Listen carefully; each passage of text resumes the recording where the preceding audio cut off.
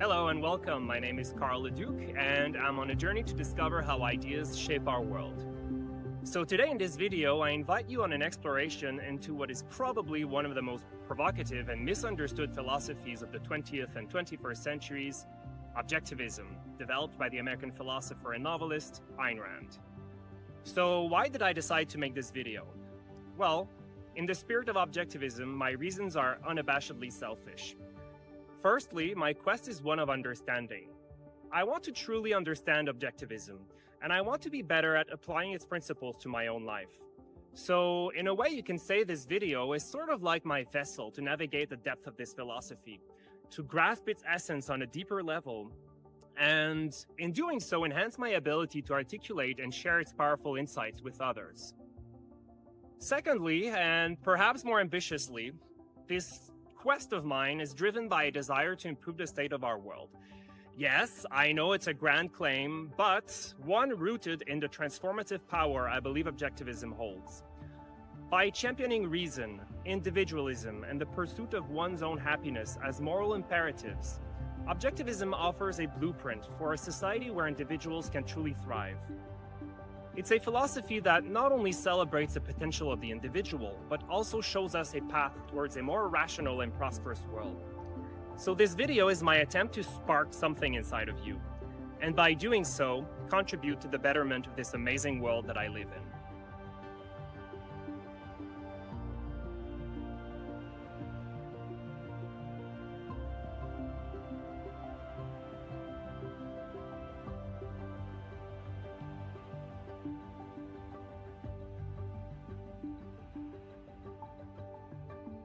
Let me share a bit about my own discovery of Ayn Rand's ideas. I think it's important for you to know how I came across her work and why it resonated with me. This brief personal story is a way to make our exploration a little more relatable, showing that it's not just abstract philosophy, it's about genuine and deep insights that can trigger profound changes in one's life. Looking back at my earlier years, I see now that I was always seeking truth, certainty, and a moral compass, even though I couldn't fully grasp or express those needs in those terms at the time. This journey wasn't easy or straightforward, but it was this relentless search, undefined yet persistent, that ultimately led me to discover Ayn Rand and her philosophy. Growing up, my quest for truth and certainty was first shaped by the teachings of religion. I was taught that faith and obedience to God was the key to understanding our world. Yet, the more I learned about it, the less it made sense to me. The idea of accepting truths without evidence just felt wrong, like trying to navigate through darkness without a light. In my teenage years, I sort of rebelled and moved away from religion. I encountered new philosophies, such as Nietzsche's, that promised freedom from the constraints of traditional morality, but it left me feeling adrift. Nietzsche challenged everything, yet provided no solid ground to stand on. I was in essence rejecting one form of uncertainty, only to embrace another. At university, things took a turn for the worst, and my confusion only deepened. Professors taught us that things such as certainty, truth, good and evil were all just illusions, that they didn't really exist. That was a really harsh blow to me. The idea that truth and certainty were perhaps impossible pushed me into a painful existential crisis that lasted years. It was amidst this confusion that I stumbled upon Ayn Rand's philosophy, which became a lifeline. Her clear, rational approach to life's big questions, emphasizing reason, individualism, and personal happiness, offered the direction I had been searching for. Rand's philosophy didn't just enlighten me, it provided a compass for navigating my life on Earth. Discovering Objectivism felt like finding a missing piece, and I'm eager to share this philosophy with you. Together, we'll explore its core ideas and how it addresses the questions that once puzzled me. My hope is that this video will not only provide you with insights and answers, but also impact your life as deeply as it has mine. This video is structured into multiple segments, each designed to explore the various aspects of Objectivism and the brilliant mind that conceived it. We'll start by asking, who was Ayn Rand? This introductory segment provides a brief overview of Rand's life and the seminal works that established her as a major figure in philosophy. Our aim here is to sketch a foundational outline of her journey, setting the stage for the ideas that follow. Next, we'll tackle the questions, what is philosophy and why it matters? This essential segment lays the groundwork for our exploration by emphasizing the critical role of philosophy in shaping our thoughts, societies, and personal lives. We'll arm ourselves with a solid understanding of philosophy's significance, readying us to dive into the core principles of objectivism with a clear perspective. With this foundation in place, we'll then be ready to explore objectivism and its 5 core branches, namely metaphysics, epistemology, ethics, politics, and finally aesthetics. With the scene set and our journey mapped out, let's begin this exploration of objectivism together. By dissecting its core branches and understanding its principles, we will not only uncover Ayn Rand's vision, but also connect with deeper truths about our own lives. This video is more than a study. It's an invitation to discover, challenge, and perhaps even transform. So let's dive in and see where this journey takes us. Born in 1905 in St. Petersburg, then the capital of the Russian Empire, Ayn Rand experienced firsthand the horrors of the Bolshevik Revolution. This pivotal event would profoundly shape her strong opposition to collectivism and authoritarianism throughout her life and career. Fleeing to the United States in 1926, she set out to bring her vision to the world, one where individual freedom and reason are paramount. Rand's journey in America began with struggles, working odd jobs in Hollywood and gradually making her way into writing screenplays and novels. In 1936, Rand published her first significant work, We the Living, a novel that offered a grim depiction of life under Soviet rule, drawn from her own experiences. However, it was The Fountainhead in 1943 that catapulted her to fame, introducing the world to Howard Roark, an architect embodying Rand's ideal of an uncompromising individualist.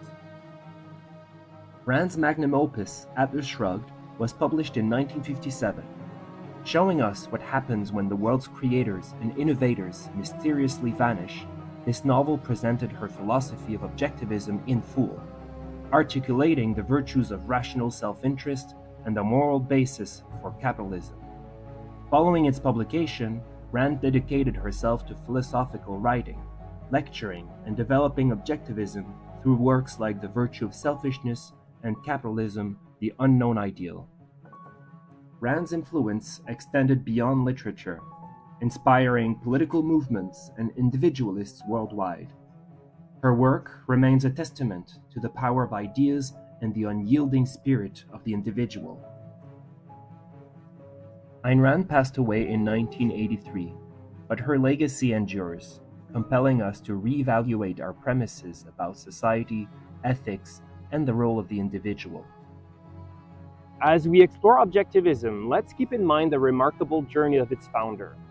Her life was a testament to the philosophy she advocated, one of resilience, reason, and the pursuit of one's own happiness.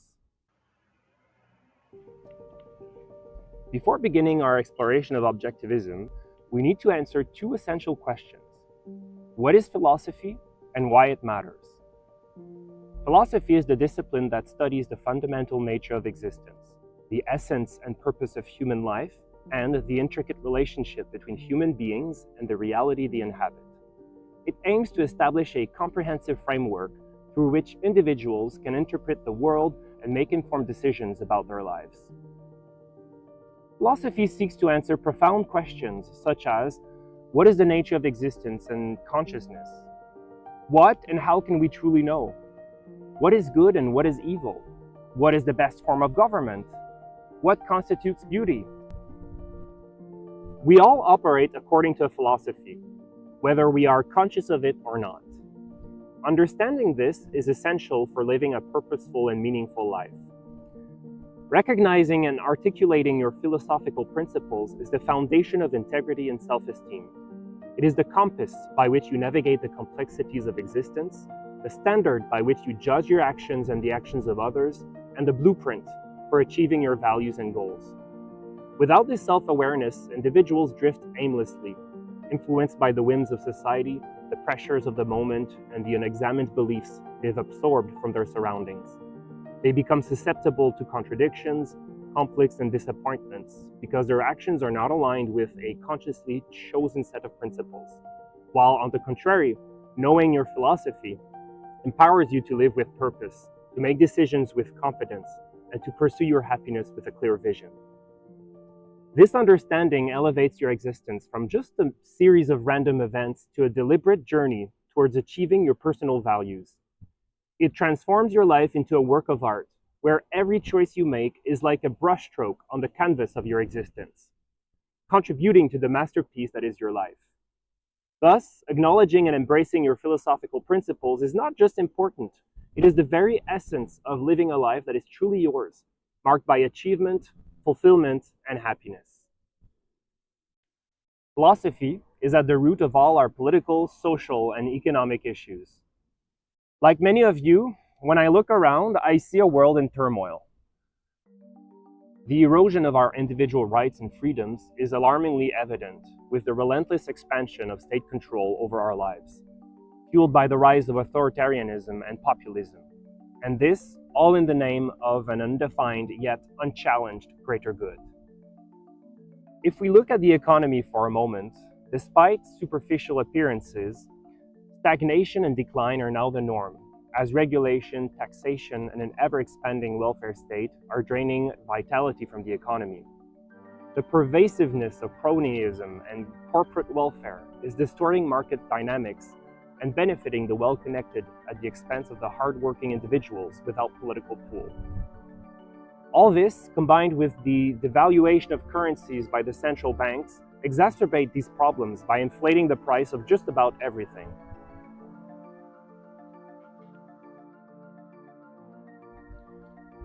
Centralized control over economic affairs is limiting entrepreneurial initiatives and hampering wealth creation, leading to stagnation and dependency, rather than fostering growth and innovation. As a result, the driving forces of progress and prosperity, namely innovation and entrepreneurship, are stifled, resulting in fewer opportunities and a general sense of malaise among the populace. The dream of improving one's life through hard work and ingenuity seems increasingly out of reach, as the rewards of success are penalized and redistributed. Essentially, it appears that the American dream has died. If we look at our society, its fabric is unraveling quickly, as individualism is replaced by an obsessive fixation on collective identities of all types, such as race, class, gender, sexual orientation, or political beliefs, which fosters division and resentment.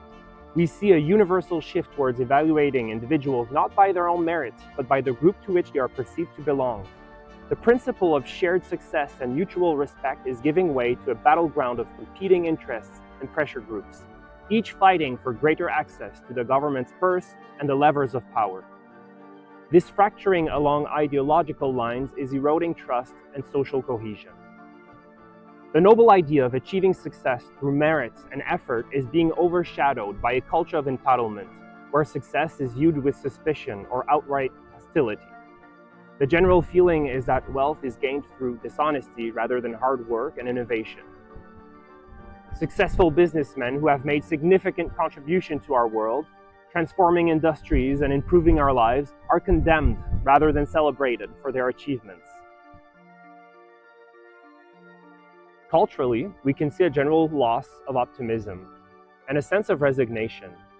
The pioneering spirit that once propelled humanity to great achievements is suppressed by a pervasive sense of limitation and constraint. As individual aspirations are being limited by the omnipresent state, the dynamism that characterized human progress is fading away. In the artistic scene, paint splattered randomly on canvases is lauded as high art, while our public squares are cluttered with sculptures that, on the rare occasion they resemble anything discernible, distort the human form beyond recognition. In music, sound lacking both melody and rhythm are celebrated as the peak of musical innovation. Internationally, the rejection of free market principles is leading to diminished global trade and cooperation, as protectionism and economic nationalism are on the rise. This is not only exacerbating economic difficulties, but is also heightening geopolitical tensions as countries turn inward, viewing each other more as rivals than as partners. The global order is becoming increasingly fractured, leading to a world that is less safe, less prosperous, and less free. Wars and conflicts fueled by religious and nationalist fanatism are raging on and tearing apart entire nations, resulting in a world plagued by violence and instability. I could go on, but I think you get the point. The world is a mess. Now, have you ever stopped to wonder why? Why, despite all our remarkable advancements and achievements in science and technology, do we find ourselves in such a predicament? Well, the answer lies in philosophy. Yes, philosophy, the underlying principles and values that guide our decisions, shape our cultures, and our politics. You see, as you may have heard before, politics is downstream from culture, but more importantly, culture is downstream from philosophy. This means that the dominant philosophical ideas in a society not only shape its political and economic structures, but also influence the behaviors, conflicts, achievements, and triumphs of the individuals within it. Thus, philosophy stands at the heart of our current predicament. The chaos we witness is the result of inherently flawed philosophical ideas. Typically, ideas born in academic institutions make their way through the culture, ultimately converge in the political arena, shaping our societies. Much like the beginning of a stream in the mountain, philosophical thought often finds its sources within the walls of universities and academic institutions. Here, philosophers and academics contemplate life's big questions, developing theories that explore ethics, reality, and our place in the world. These ideas are shared through lectures, publications, and the media, reaching a broader audience of students and the intellectually curious. As these philosophical concepts flow outward, they are embraced by cultural thought leaders, writers, journalists, artists, and public intellectuals acting as tributaries, channeling these ideas into the broader current of our culture. Through novels, films, and art, these abstract philosophical concepts are transformed into accessible narratives.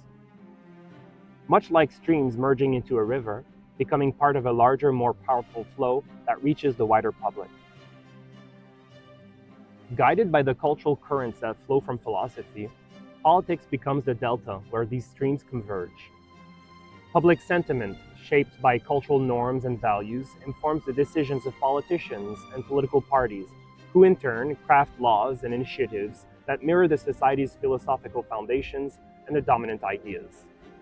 So is there a way to improve the state of our world? Well, if we acknowledge that the root of our problem is philosophical, then the solution must necessarily also be philosophical.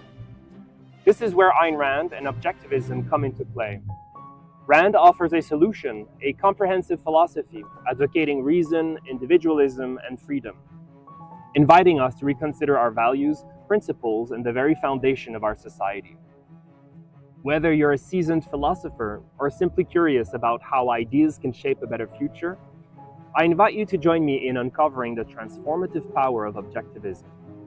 Together, let's explore how changing our philosophy might just be the key to changing our world. Let's begin our exploration of objectivism by diving into the first of its 5 core branches, metaphysics.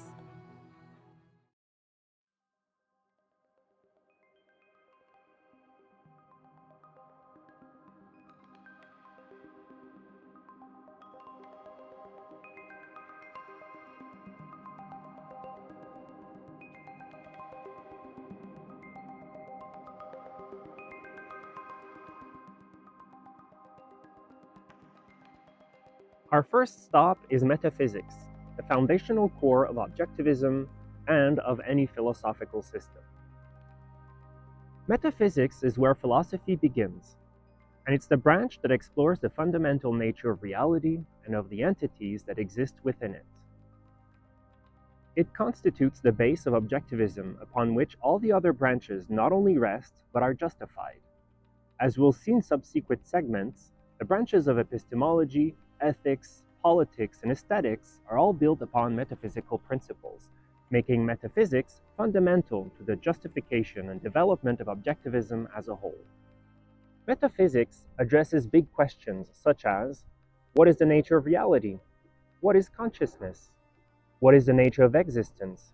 And how do entities within the universe interact and relate to each other? Take a moment to reflect and ask yourselves these questions. How you answer them will have profound implications on your ethical and political views. The main principles of objectivist metaphysics are: 1. Reality is objective. 2. A is A, or the law of identity. 3. Each entity acts according to its nature, or the law of causality. And 4. Consciousness is the faculty of perceiving that which exists. Objectivism asserts that reality is objective, meaning that it exists independently of our consciousness. Think about the universe and all its complexities. These exist as they are, unaffected by our thoughts, beliefs, or feelings. This reality, which was here long before we came into existence and will remain long after we're gone, illustrates the primacy of existence over consciousness. Our consciousness, our awareness of the world, doesn't create reality. Rather, it's a means for us to perceive what's already out there. Despite what some religious or mystical traditions might suggest, our wishes, prayers, or feelings don't have the power to alter the fundamental nature of reality. This insight leads us to a profound understanding of our relationship with the world. It means that while our perceptions, beliefs, and emotions are significant to our personal experience, they do not dictate the external reality. This distinction is vital. It grounds us in a reality that demands acknowledgement and respect, pushing us towards an objective understanding of the world. Recognizing the unchangeable nature of reality helps us navigate life more effectively, making decisions based on what is, rather than what we might wish it to be. It's a call to action, urging us to align our thoughts and actions with the objective truth of existence, fostering a deeper, more meaningful engagement with the world around us. This brings us to the law of identity, the principle that A is A, which has profound implications. Essentially, it tells us that everything in the universe has a specific nature or identity. A thing is what it is. For instance, a tree possesses characteristics that define it as a tree. It cannot be anything else.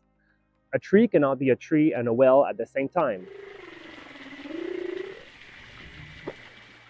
Similarly, a cloud made up of water droplets or ice crystals suspended in the sky exhibits properties distinct to its composition, manifesting in various forms but always remaining true to its essence as a cloud. Another example is gold, a chemical element with a unique set of physical and chemical properties that distinguish it from other substances. Its lustrous yellow color and resistance to tarnish are inherent traits that make gold identifiable and valued. These examples further illustrate how the law of identity applies across all entities, affirming their distinct and unchangeable natures. This idea that everything in existence possesses an identity carries profound implications across the other branches of philosophy, most notably in ethics. As we'll see later, this foundational principle influences our understanding of moral values and principles. If things have a specific nature, then so do humans. Understanding that entities have inherent characteristics, not arbitrary ones, lays the foundation for defining moral principles based on the nature of reality and human beings. The law of causality states that every entity in the universe, from the realm of the subatomic particles to the vastness of galaxies, along with humans, plants, animals, and inanimate objects, constantly acts in accordance with its nature. So the actions of an entity are not random, but are determined by what it is. Take water, for example. It boils at 100 degrees Celsius under standard atmospheric pressure, because that's a property of water due to its chemical makeup. Similarly, consider a lion in the wild. It hunts prey, not because it makes a conscious choice to be a carnivore, but because its nature as a predator is ingrained in its biological makeup. This instinctual behavior is a manifestation of the law of causality, rooted in the lion's identity as a carnivorous animal. Moreover, look at a rose bush. It blooms in the spring, a direct consequence of its inherent biological nature, responding to environmental cues. This is not a random occurrence, but a predetermined action aligned with the plant's identity. Even in non-living entities, such as a magnet attracting iron filings, we see the law of causality at work. The magnet behaves according to its magnetic properties, influencing other objects within its field in a predictable manner. Lastly, consider the orbits of planets around the Sun. This celestial dance is not arbitrary, but is governed by the gravitational forces described by the laws of physics. Again, showing that entities act in accordance with their nature, from the microscopic level to the cosmic scale. Realizing that everything operates under certain principles might lead you to question whether we truly have free will. Does this mean that all our actions and thoughts are predetermined and that we have no control over our futures? While physical laws govern the universe and all entities within it, humans possess the unique ability to make conscious choices. And you can confirm this by simply introspecting within yourselves. Objectivism holds that our destinies aren't predetermined. Unlike water boiling at a specific temperature or planets following a fixed orbit, humans can analyze, consider, and decide freely. This skill to deliberate and make conscious choices sets us apart, highlighting objectivism's firm belief in our free will. Later in this video, we'll dive deeper into how objectivism views the importance of choice and its pivotal role in our lives. Lastly, we address the role of consciousness in objectivism. Consciousness is seen as the faculty for perceiving that which exists.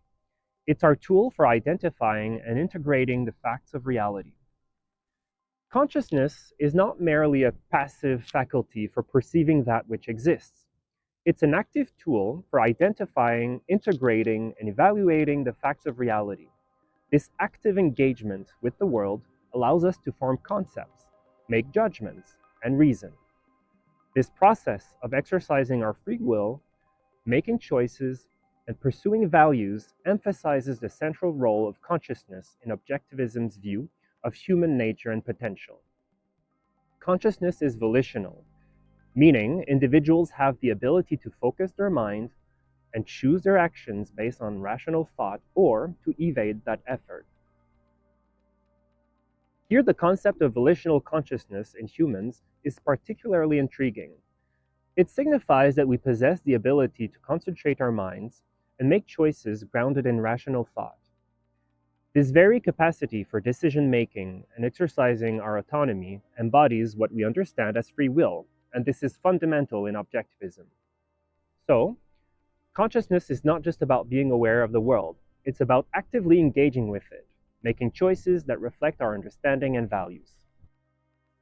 Why, you may ask, is it important whether someone thinks that reality is independent from consciousness or not? Well, you see, it's because believing that reality isn't fully independent of consciousness leads to a domino effect of momentous consequences. It creates doubt about what we can truly know, making it harder to understand the world clearly. This, in turn, muddies ethical clarity, making it difficult to distinguish right from wrong or good from evil. Ultimately, these uncertainties culminate in flawed political systems that threaten individual rights and freedoms. Looking back, I can see how misguided I was about the universe's nature. As a child, I definitely believed in the power of prayer, thinking if I prayed hard enough, my wishes would somehow manifest, that my thoughts could influence reality. Even after rejecting religion in my teens, I sort of kept the habit of talking to the universe, hoping it would somehow listen to my complaints about how I thought life was unfair. I used to think my thoughts had this power to change things around me, but they don't. I want to make clear, though, that I'm not saying our thoughts have no effect on our lives. Being optimistic certainly impacts your life experience differently than being pessimistic does. But my earlier belief was more about direct control over the universe with my thoughts. a notion I've eventually recognized as mistaken.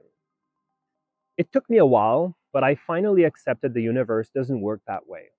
It doesn't have favorites, and it's not out to get me either. It's unyieldingly neutral, simply existing. This realization helped me see things more clearly and understand that if I wanted my life to be more enjoyable and worth living, I would have to engage with life in a radically different way. I want you to look within. Can you see for yourselves that the universe is constantly unyielding? How many times has reality been altered or changed by your wishes, thoughts, beliefs, or desires? How many times has the universe yielded to your feelings? If your answer to these questions is never, like mine, then you probably align with the basic principles of objectivist metaphysics. Now let's move on to the next branch of philosophy, the one that focuses on knowledge, epistemology.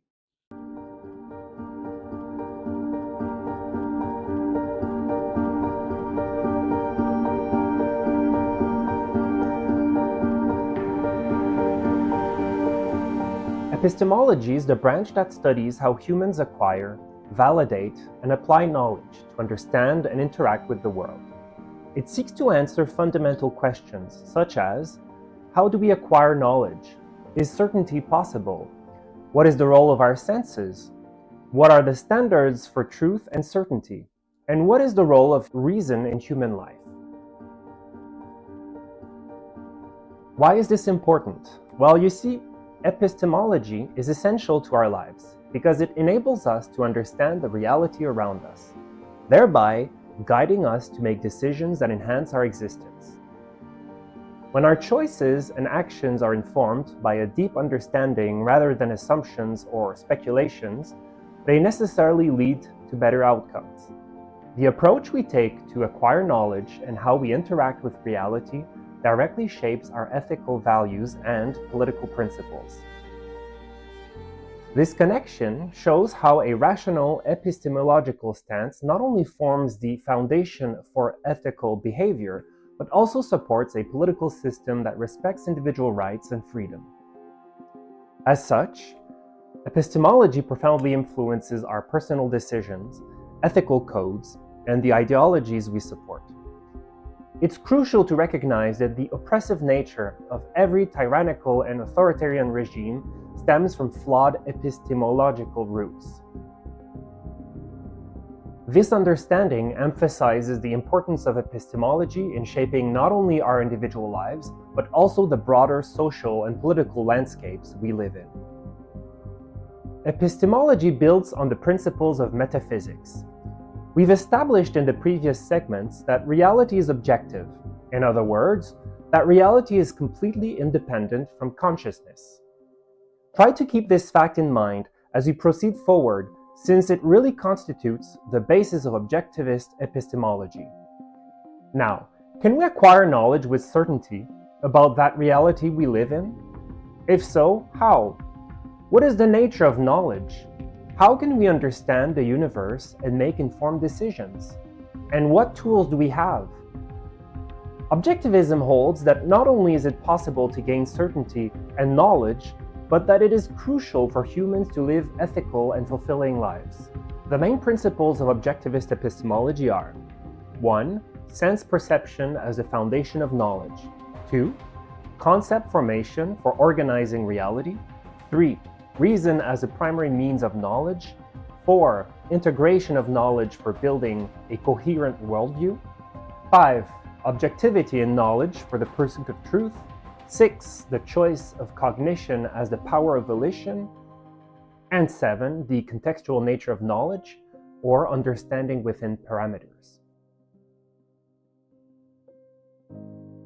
Our senses, sight, hearing, taste, touch, and smell, form the only direct connection or link we have with reality. They are the only means through which we perceive the universe around us, serving as the foundation upon which all our knowledge is built. These senses don't just hint at the world, they reveal it to us as it truly is, providing a reliable and valid awareness of our surroundings. This reliability is self-evident and irrefutable.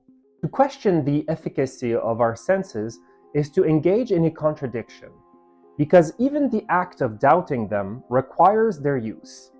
For instance, arguing about the unreliability of the senses in a scientific paper involves using sight to read and write, touch to interact with materials, and hearing to present and discuss findings.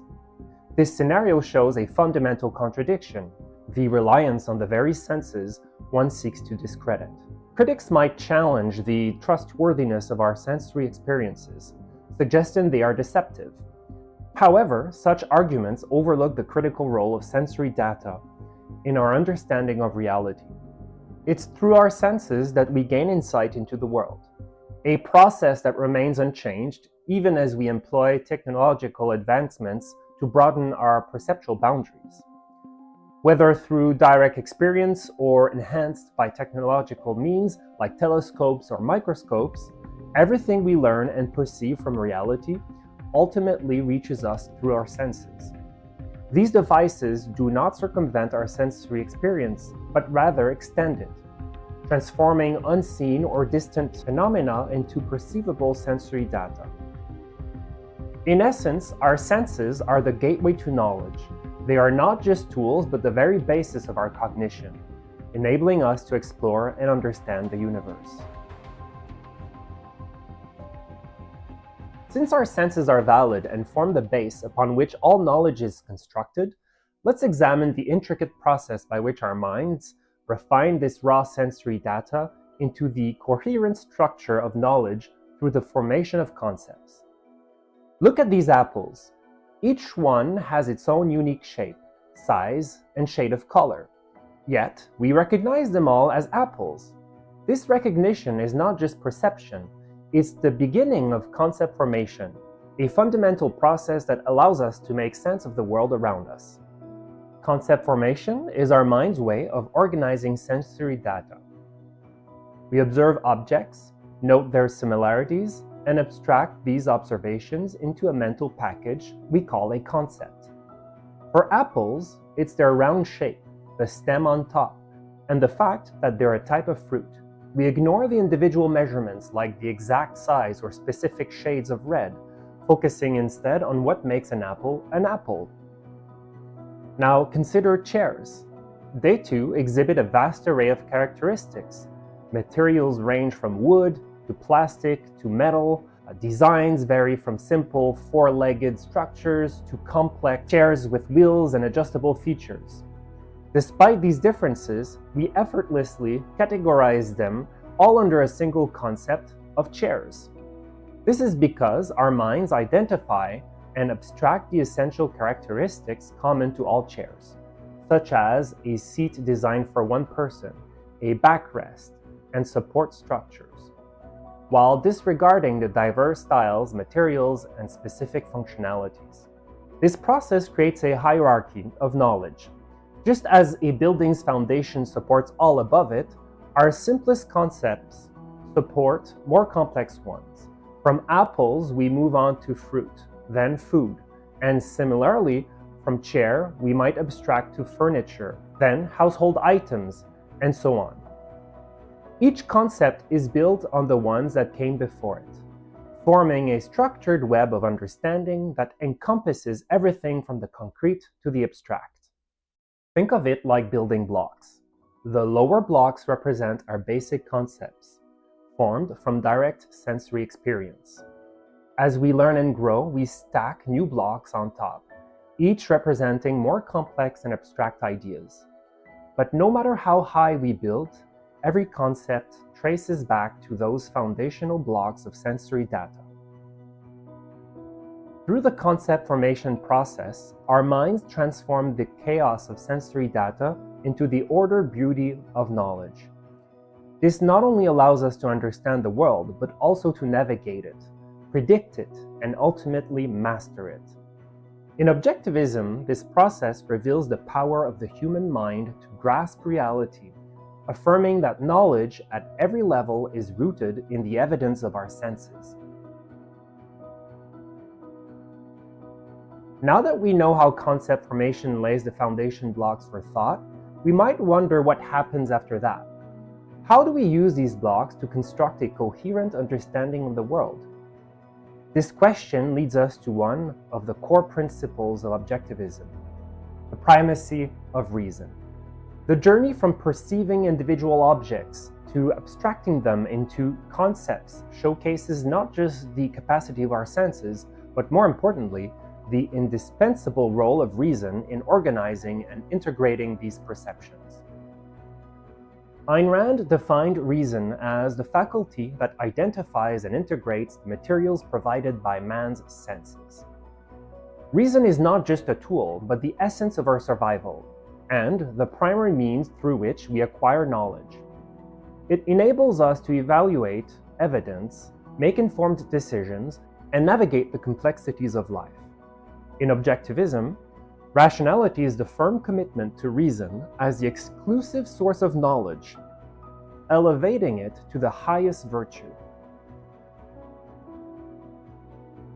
Objectivism rejects entirely the notion that revelations or mystical insights are valid sources of knowledge. Instead, it places reason at the center of human cognition. As we saw in metaphysics, every entity in the universe, including humans, has a specific identity and nature. This means that humans must interact with reality in a manner that reflects our unique human nature. Therefore, navigating life through reason is not just a preference, but a fundamental requirement for achieving genuine human flourishing. Rand's emphasis on reason as our primary means of knowledge asserts that to live fully as humans, we must embrace our rational nature. This commitment to rationality, as we'll see in later segments, informs our ethical and political choices, guiding us towards actions that are in harmony with our nature and the nature of reality. In essence, reason is the tool that not only connects us to reality, but also enables us to transform it. By integrating the material provided by our senses into coherent concepts and acting upon these with a rational approach, we harness the power to shape our destiny.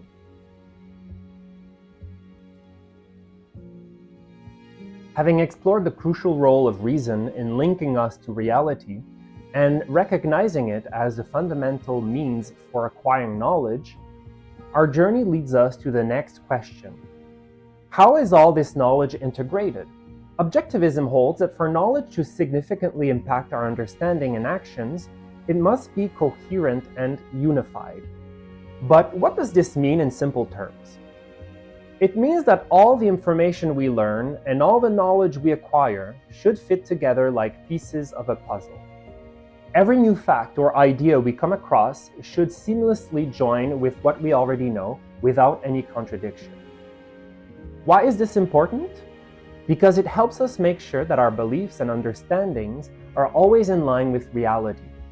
Imagine you learn something new that doesn't quite fit with what you already know.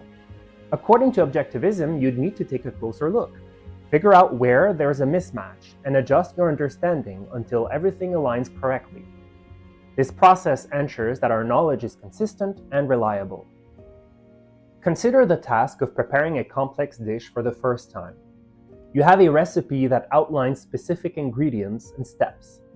As you start cooking, you recall a tip from a cooking show to add lemon juice for flavor, not mentioned in your recipe. As you plan to integrate this tip, you remember your recipe includes milk for a creamy sauce, and lemon juice could curdle milk, potentially spoiling the sauce. To navigate this, you research and learn that adding lemon juice after cooking the sauce slightly avoids curdling. This technique allows you to incorporate the new flavor-enhancing tip without compromising the sauce's texture, demonstrating how adapting and integrating new knowledge can lead to a successful outcome. This approach of thoughtful integration reflects a broader principle. By carefully combining new insights with existing knowledge, we achieve coherence and consistency, akin to piecing together a map that accurately represents reality, guiding us to make informed decisions.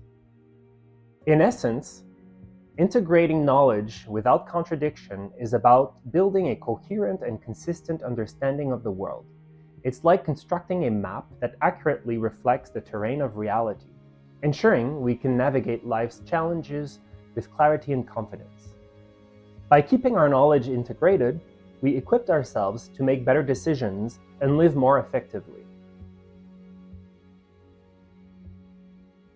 In the quest for knowledge, how does one distinguish true facts from subjective internal experiences such as feelings, desires, emotions, or personal biases? How can one reach certainty? This brings us to the principle of objectivity in knowledge. This topic resonates deeply with me, as I sometimes find myself caught up in disagreements and misunderstandings when interacting with others.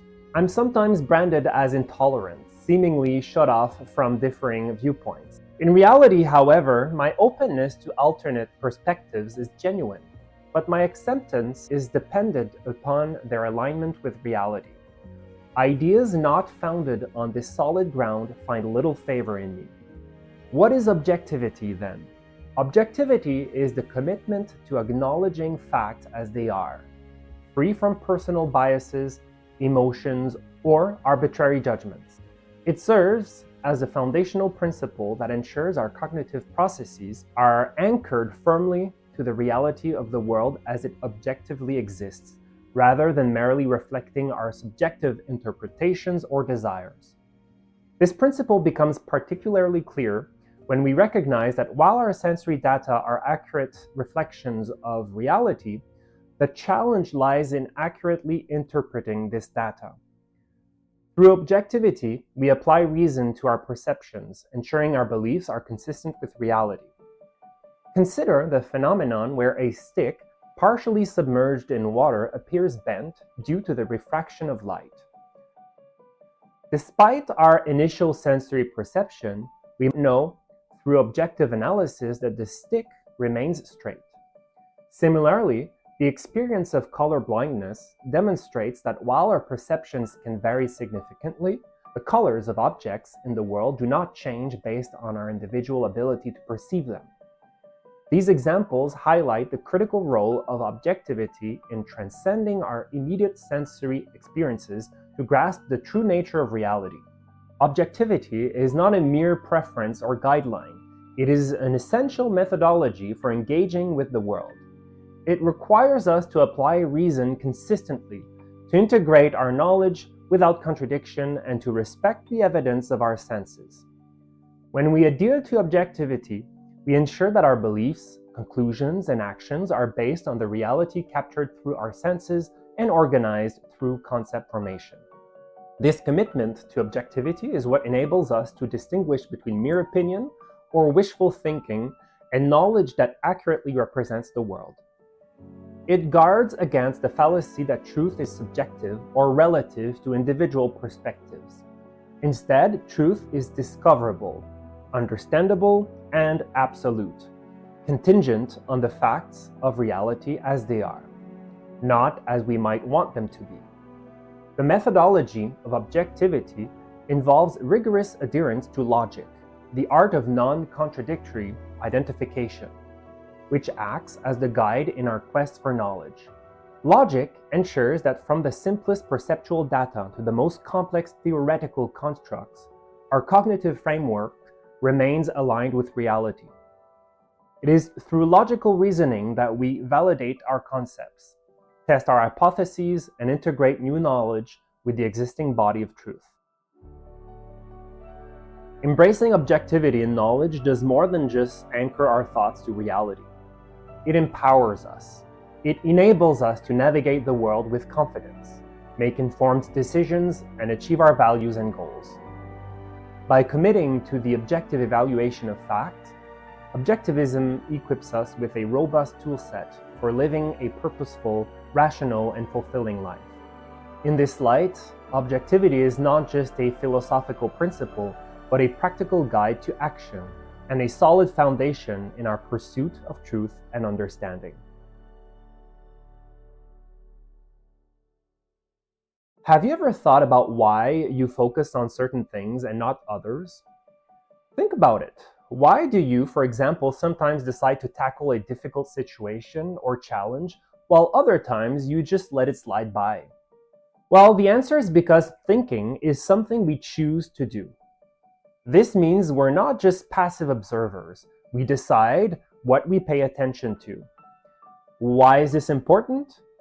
Because it means our ability to think is a big part of being free.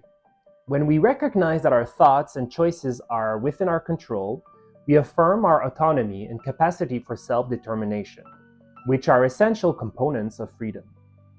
This brings us to the fascinating idea in Objectivism that cognition or thinking is entirely volitional. What does this mean?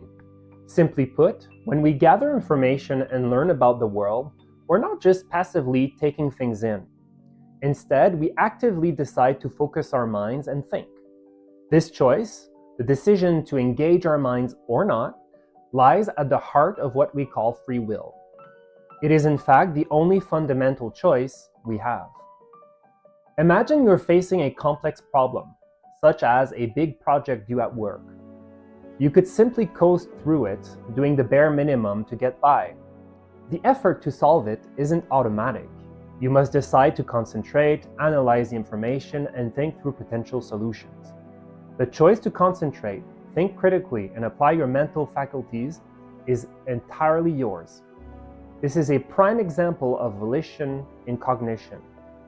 The active decision to engage your mind in problem solving rather than passively letting the situation unfold.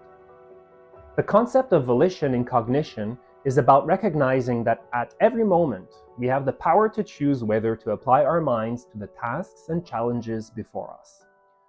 So, when Objectivism talks about volition in cognition, it's emphasizing a powerful aspect of human nature, our capacity to direct our thinking, to choose to be rational. This is the basis of our free will and a crucial element in the pursuit of a meaningful, ethical life. Through this lens, we see that our ability to think, to choose, and to act with intention is not just a part of learning, it's a fundamental part of what it means to be human.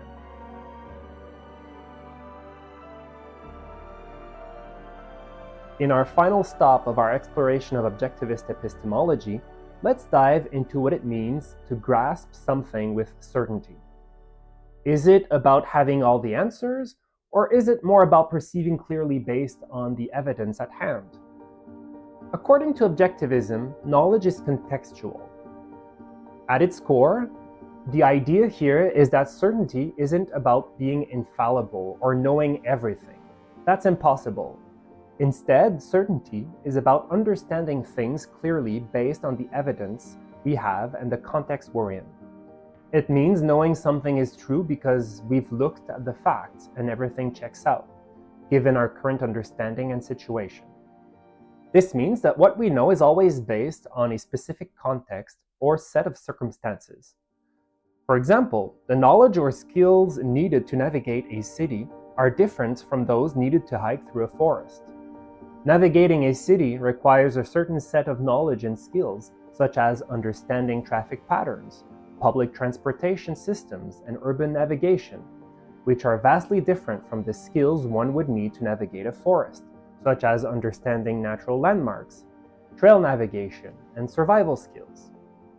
Each piece of knowledge is valid within its own context, and understanding this helps us apply the right information in the right situations. This principle highlights the idea that reality exists independently of our wishes, and our knowledge and action must be attuned to the specific nature of the reality we are engaging with. Recognizing the distinct contexts in which knowledge applies enables us to adapt our understanding and actions appropriately, ensuring that we are effectively aligned with the objective reality of our environment. Understanding this leads us to another important part of this idea.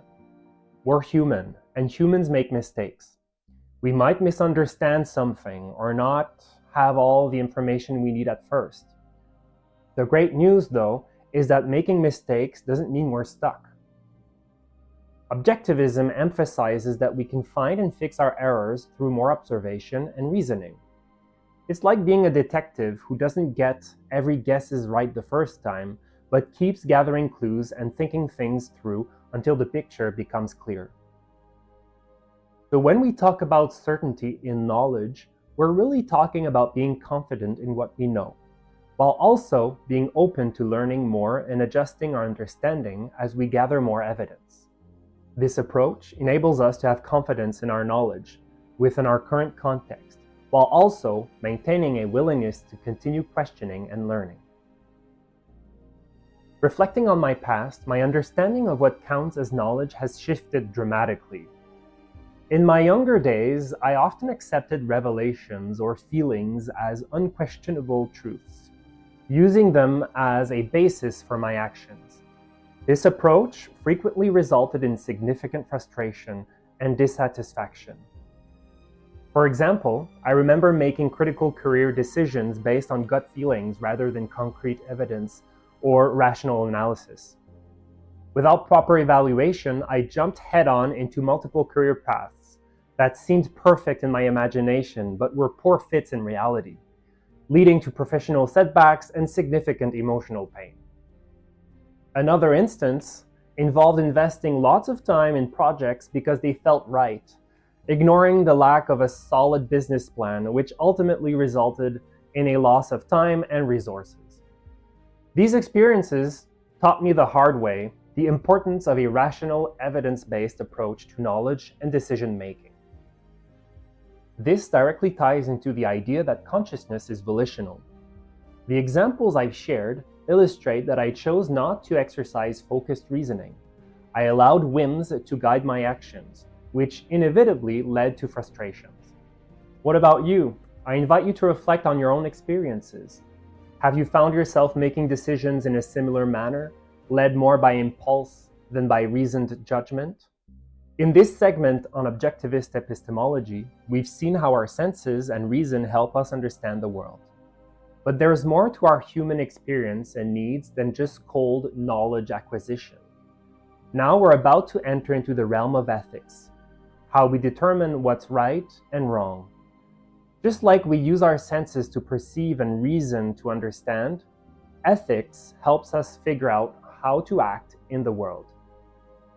It's about making choices that lead to a good life based on what we know to be true. So as we move forward, let us remember the most important principle of objectivist epistemology. Reason is our only true means to knowledge, so let's use it accordingly.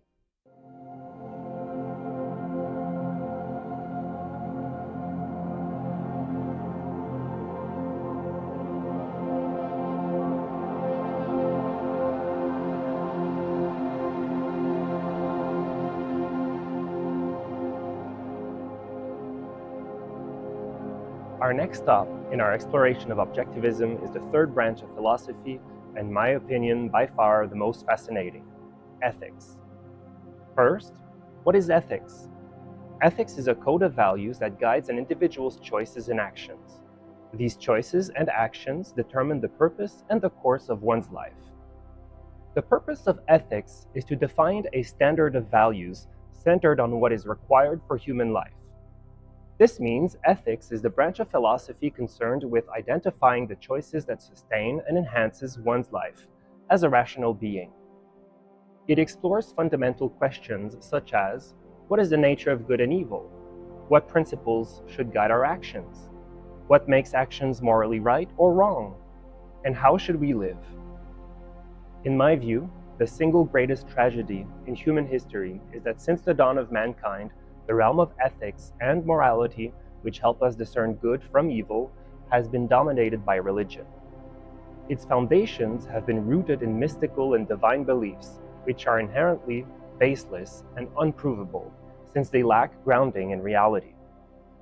This monopoly of religion on morality has led many to see moral principles as mystical, with no grounding in reality, making them hesitant to embrace morality as a practical and necessary aspect of their lives.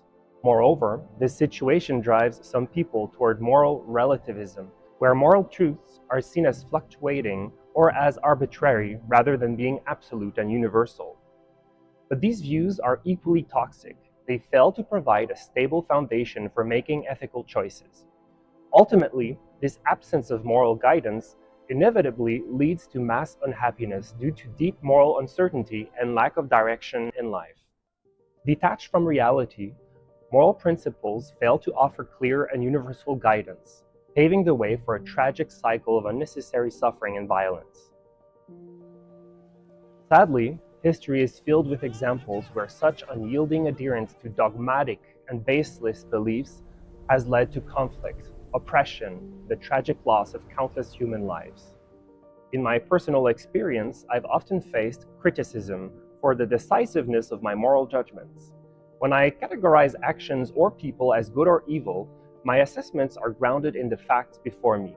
Yet, I'm met with resistance and questions like, how can you dare to judge like this? Or, who are you to say such a thing?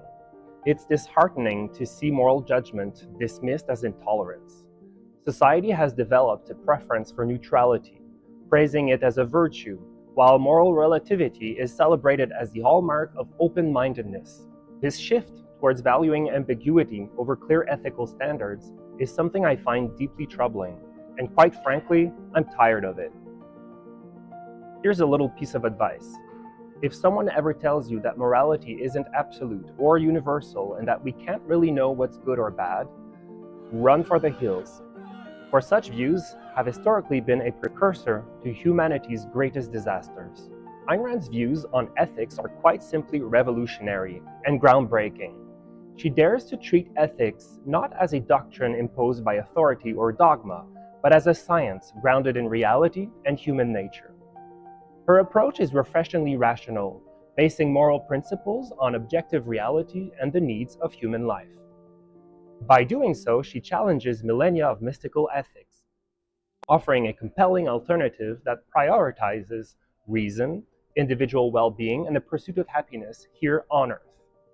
Her philosophy represents a bold departure from traditional morality, paving the way for a new understanding of ethical principles as practical, personal, and profoundly human. The branch of ethics builds upon the principles outlined in metaphysics and epistemology. Let's remember what we learned in the previous segments. Reality is objective, with every entity in the universe possessing a distinct identity. We've also determined that reason is the only means through which we can understand things and acquire knowledge about reality.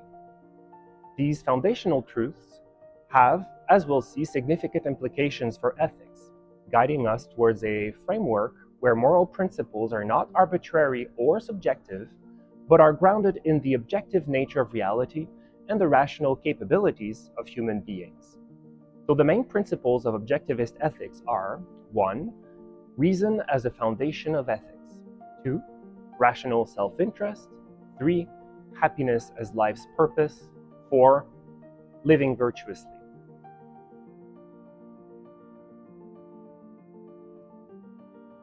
Let's start with a fundamental question. Why do we need ethics? As we've seen, ethics isn't just a set of rules. It's a code of values and principles that guides our choices and actions. But what prompts us to adhere to such a code? Consider this. Every living organism, from the smallest bacteria to human beings, seeks values, be it food, light, water, or reproductive mates, to sustain and enhance their lives. While most organisms rely on instinct to secure these values, humans are undeniably distinct. Unlike animals, we don't inherit a set of instincts that tell us what to eat, how to find shelter, or how to protect ourselves. We don't have the physical advantages of fangs, claws, or strong muscles. Based on physical capabilities alone against a lion or a great white shark, we stand no chance. Instead, our true strength lies in our minds. Without knowledge, without our ability to learn and reason, we wouldn't survive very long. This distinction sharply sets us apart from the rest of the natural world. We need to learn how to live, and that learning is grounded in our ability to think, to reason. This brings us to a crucial point we touched upon in our discussion on epistemology. Reason is our primary tool for gaining knowledge, but it's a lot more than that. It's our primary tool for survival. Without reason, without the ability to distinguish between the beneficial actions and harmful ones, we are as vulnerable as any creature without its natural defenses. But here's where it gets interesting.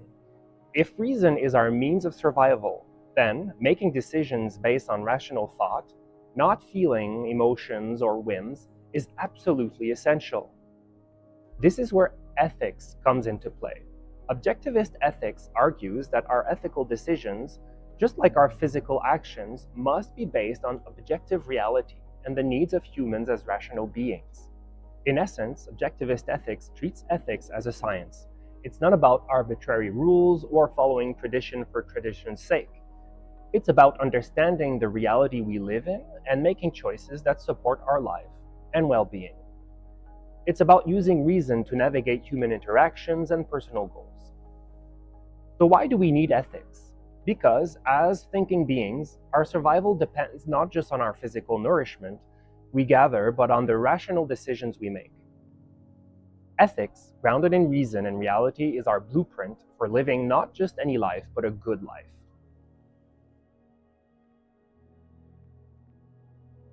This emphasis on reason as a foundational element of ethics brings us to what I think is one of Ayn Rand's most provocative and misunderstood ideas, and in my opinion, the most important. This idea is that rational self-interest, or the pursuit of one's own happiness through the use of reason, is the highest moral purpose of an individual's life. From this emerges the bold assertion that selfishness is virtuous and altruism is not. Now, this topples absolutely everything we've been taught about morality, sparking intense reactions. But as we unpack the meaning behind these terms, we'll discover the revolutionary nature of Ayn Rand's ethical framework. I believe the main reason people often dismiss objectivism outright, without any serious examination, is because it starkly challenges the traditional moral norms. It unsettles many people by questioning their unexamined beliefs, creating significant anxiety. This profound disruption forces a fundamental reconsideration of what many consider to be ethical truths, and this is unsettling for many. Rational self-interest, which some might call selfishness or egoism, isn't about short-term gratification or the pursuit of whims. It's about securing one's long-term well-being through reasoned choices. This idea is quite different from hedonism, where the aim is immediate pleasure without regard for future consequences. When we talk about selfishness in everyday language, there's always a negative connotation to it, suggesting someone who doesn't care about others.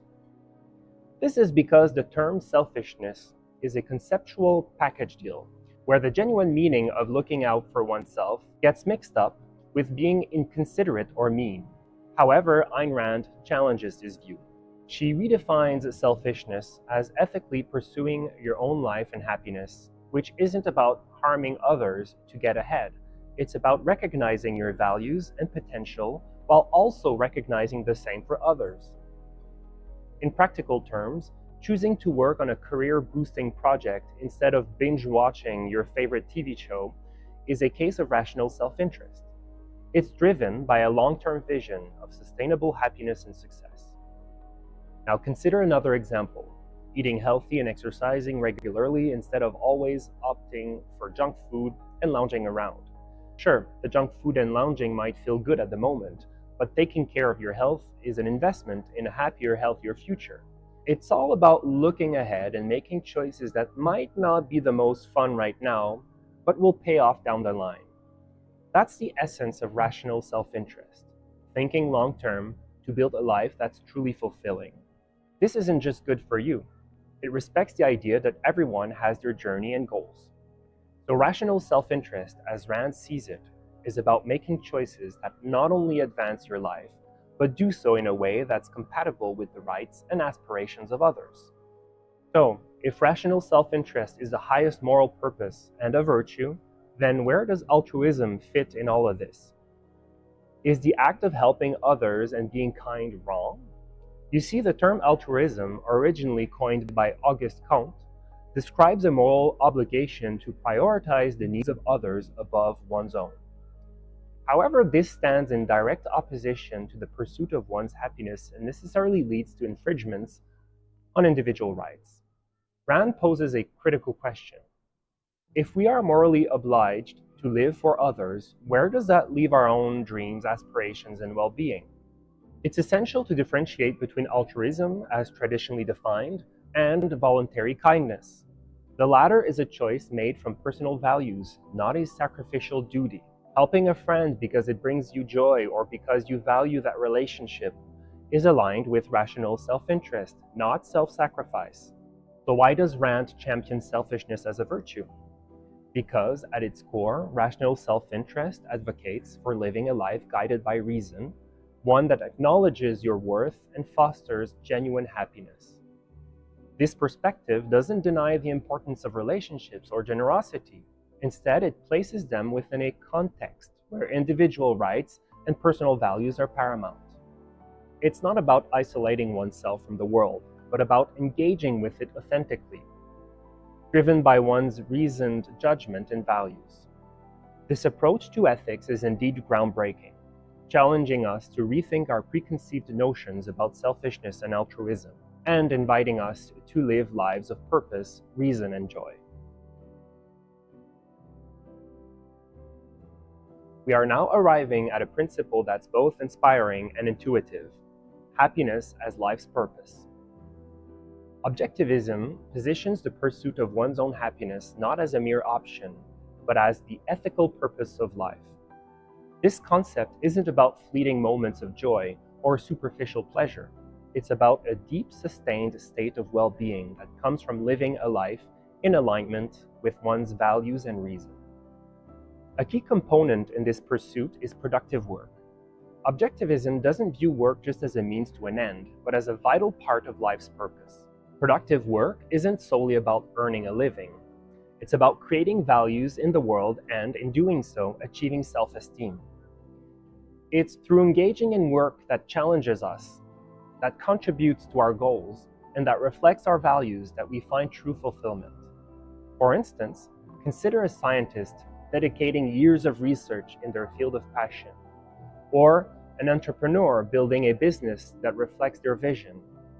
These aren't just jobs. They're expression of values and paths to personal happiness. In Objectivism, happiness isn't handed to us. It's achieved through our efforts, through the choices we make, guided by rational self-interest. It's a happiness that's earned, and therefore deeply satisfying. This principle encourages us to actively seek out and engage in work that not only challenges us, but also brings us joy and a sense of accomplishment.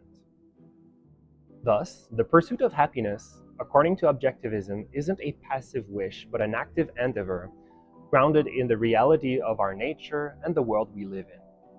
It challenges us to look beyond the immediate, to plan and work towards a future where our happiness is not a mere possibility, but a certainty, born of our own making.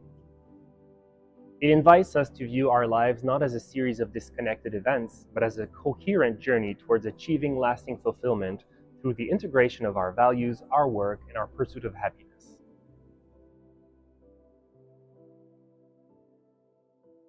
If happiness is the ultimate goal of life on Earth, how do we get there?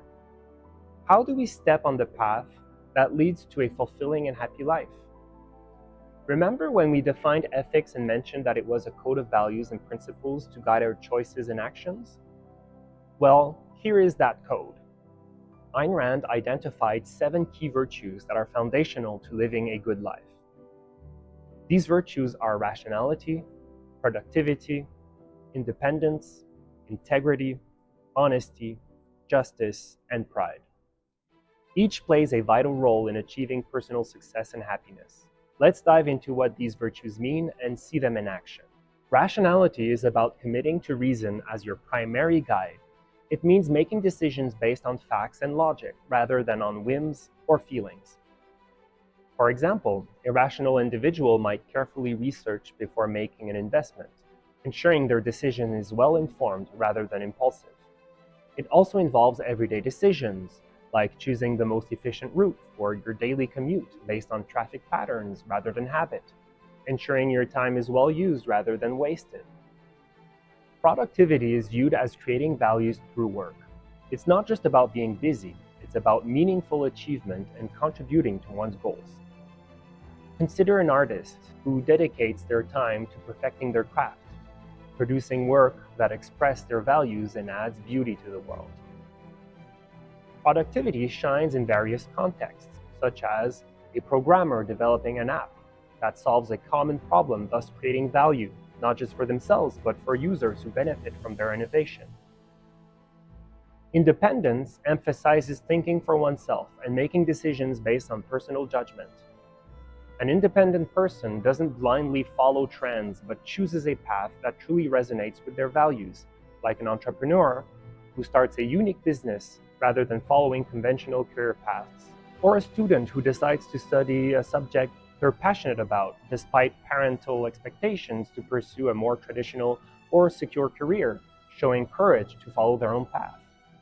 Integrity involves staying true to your principles and values, even when faced with challenges.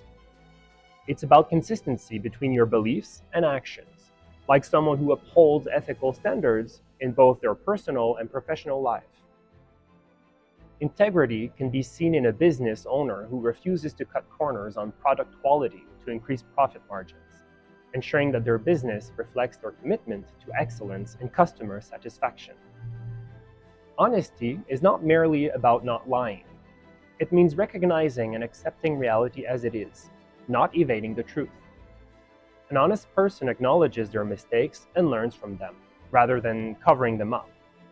Honesty is crucial in personal relationships too. It might involve having a difficult but truthful conversation with a friend about their behavior, fostering a deeper and more authentic connection. Justice is about judging people's actions objectively and treating them accordingly, rewarding the good and condemning the bad. It manifests in our ability to celebrate the achievements of those who bring progress and improvement to our lives, while clearly opposing and taking action against those who undermine the freedom and well-being of others. For instance, this means treating a virtuous person with respect and admiration, while ensuring a criminal faces the consequences of their actions.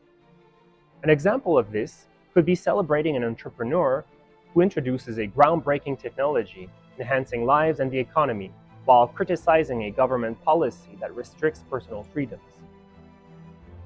This illustrates the need for justice in both praise and opposition.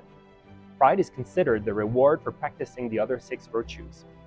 It's about achieving self-esteem through living up to your own standards of excellence.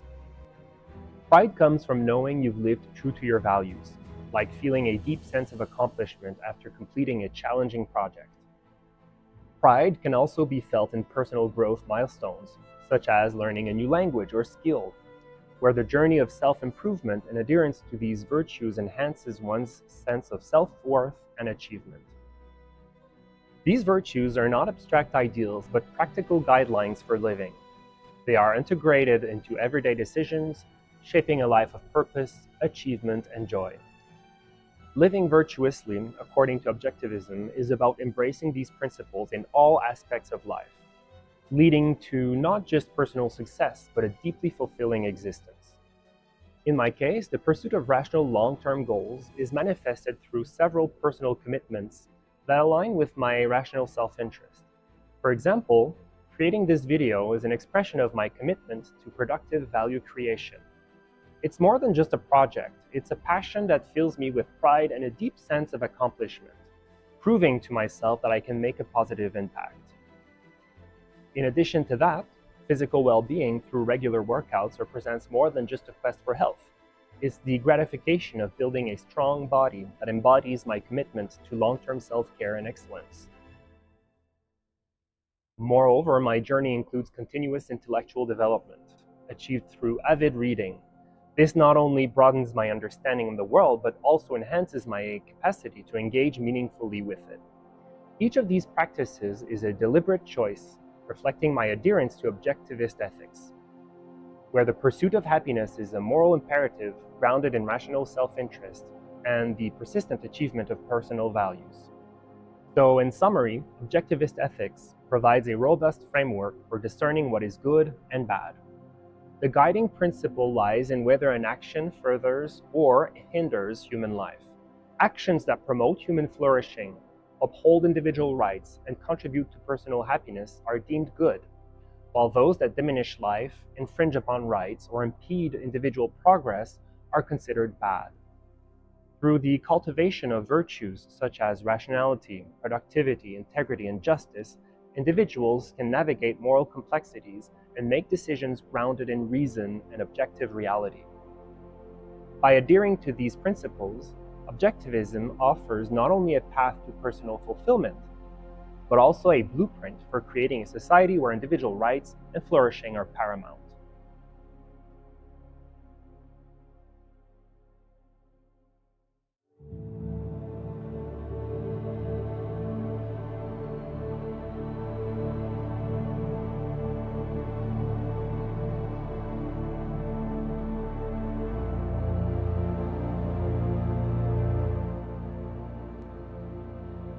Next on our exploration of Objectivism is the fourth branch of philosophy, politics.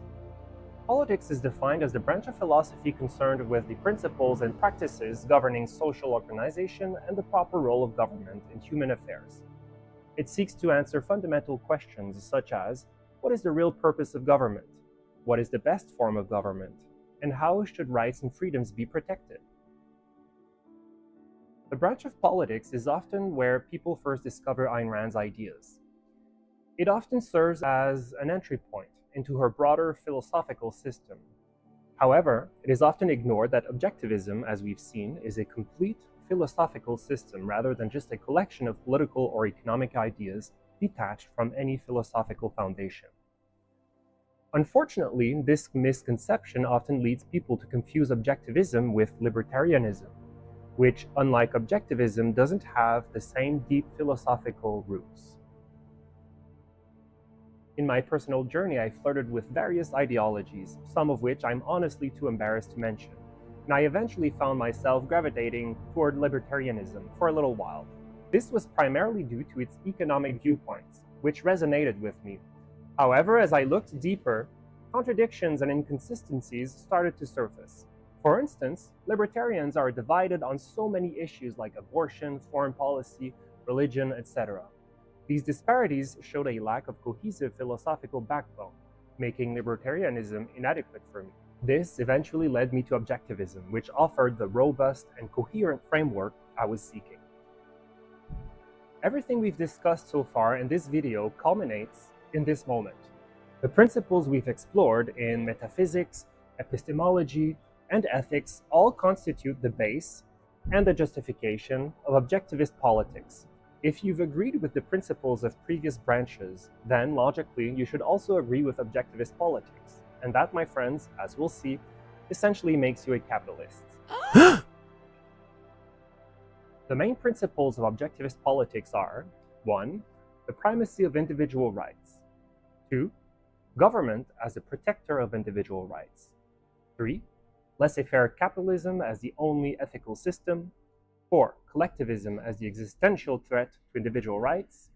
And 5. Rational self-interest as the basis of a virtuous society.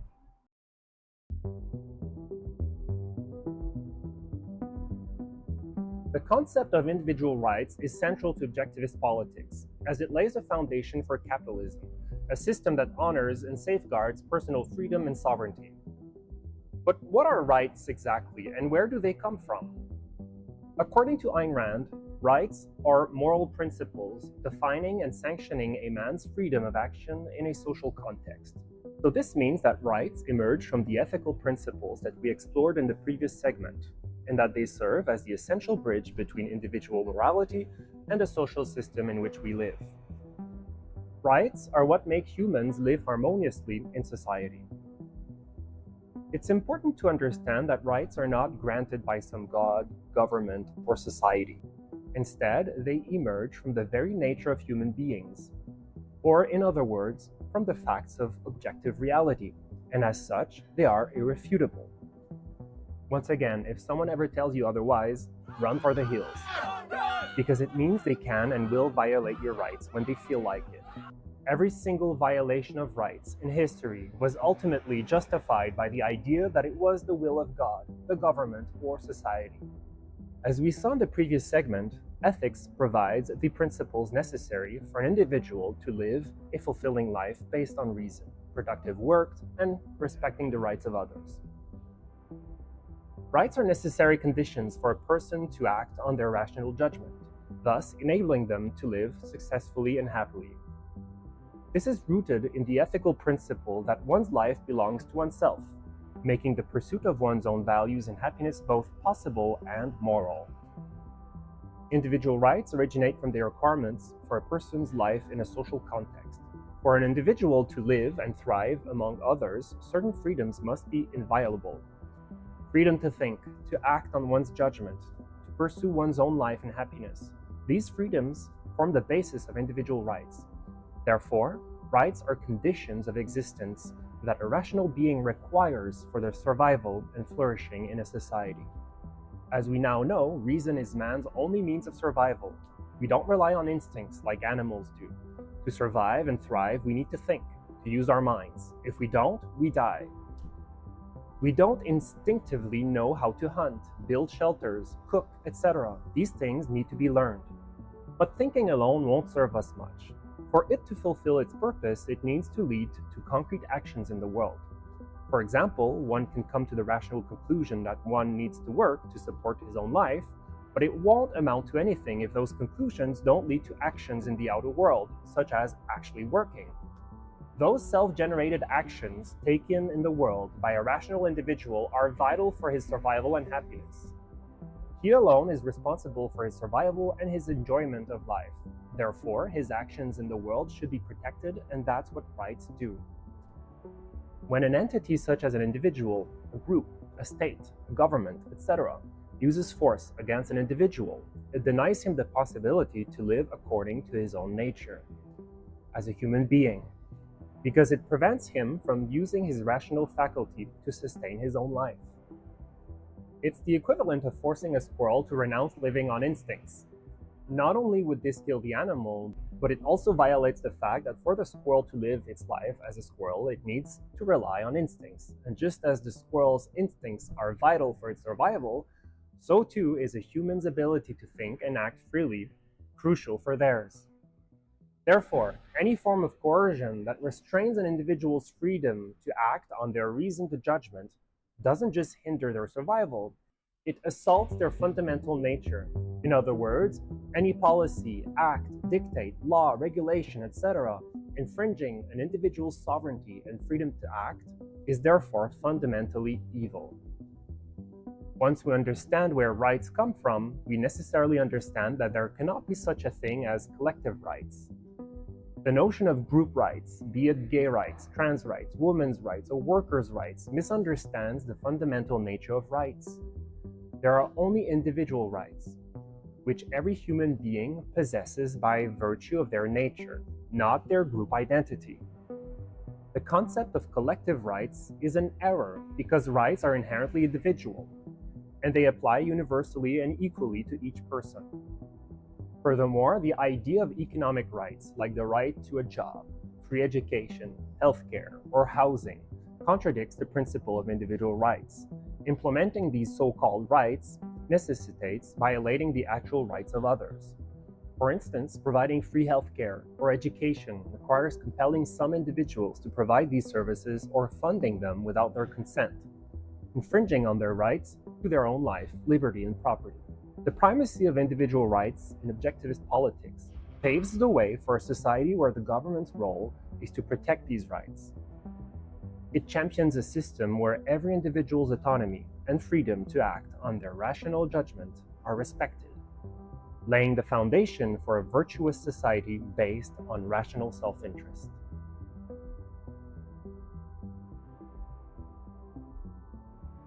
Now that we've established the vital importance of individual rights for our survival and flourishing, the next logical question arises. What is the proper role of government in this context? According to Ayn Rand, a government's sole duty is to protect those individual rights. But what does this actually look like in practice? Imagine the government as a referee in a soccer game. Just as the referee ensures that the game rules are followed for a fair match, the government ensures that people play by the laws of society. This means protecting you from anyone who tries to harm you, cheat you, or steal what's yours. It's about keeping you safe from bullies, both within your own country and from outside. The government's role is to protect you from the initiation of force by providing a police force, a military, and a court system, and that's it. Let's break it down a bit. Firstly, the police are like the protector of our daily peace. They're there to protect us from criminals who might rob us, defraud us, or harm us. They're the first line of defense in safeguarding our rights to live safely. Then there's the military, which serves as our defense against foreign threats. Think of them as the wall of a fortress, keeping invaders at bay so that we can live our lives without fear or external aggression. And what about when people can't agree and disputes arise? That's where courts come in, acting as impartial judges to hear both sides of the story and resolve conflicts based on fair and objective laws. Whether it's a disagreement over a contract or a property boundary, the courts help ensure that justice is served, respecting everyone's rights. Beyond these roles, protecting us from harm, defending our country, and resolving our disputes, the government should pretty much stay out of the way. It shouldn't tell us how to run our businesses, what to do with our property, or make decisions for us that we can make ourselves. Why? Because when governments start doing more than protecting our rights, they automatically end up violating them instead. For example, if the government decides who can start a business or what prices should be, it's not just infringing, it's taking away our freedom to make those decisions based on our own judgment and hard work. That's why a government that sticks to its fundamental role of rights protection by maintaining a robust police, a strong military, and an impartial court system is key to a free and thriving society.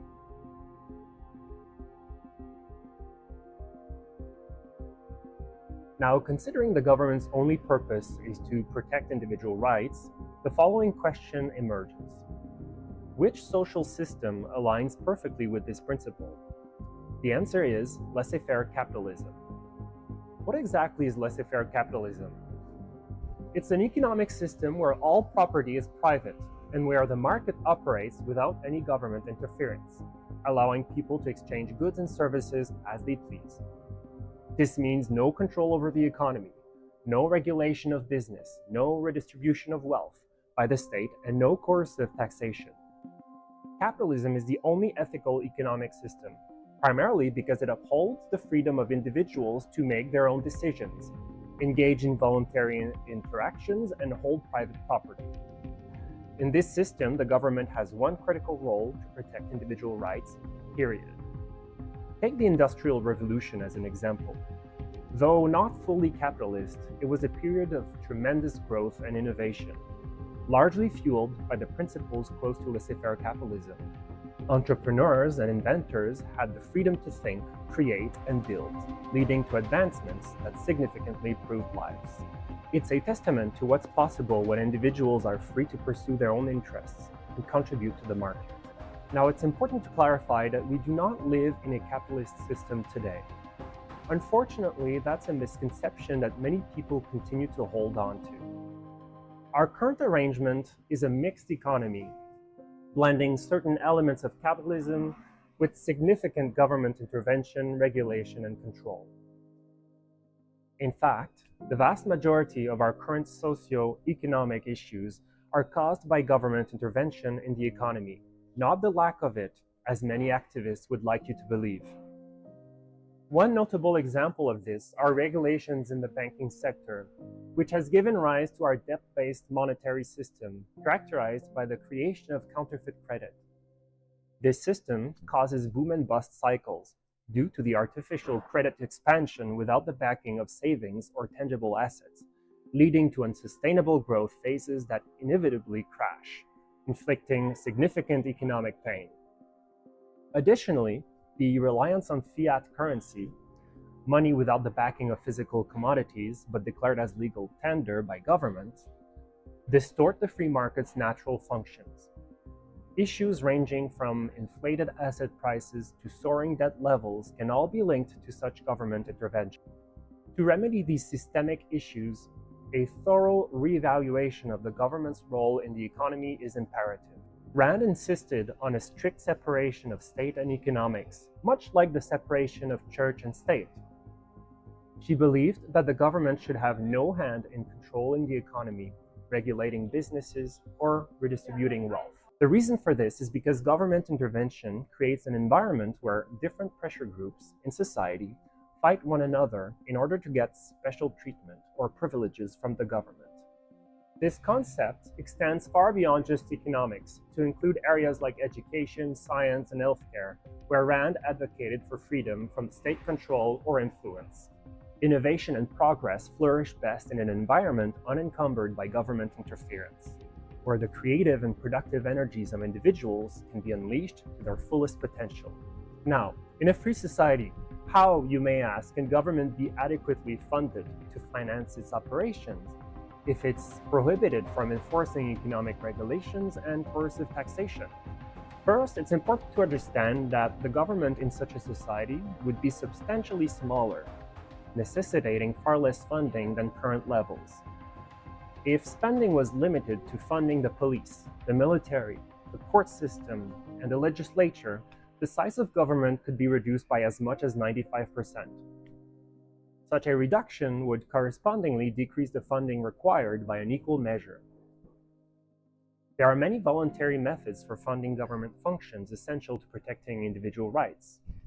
These include lotteries, voluntary contributions for specific government services, fees for government contracts and services rendered, such as the legal settlement of disputes and property registration, and perhaps the creation of public lists where the tax contributions of every citizen are made public, thereby creating social pressures to contribute.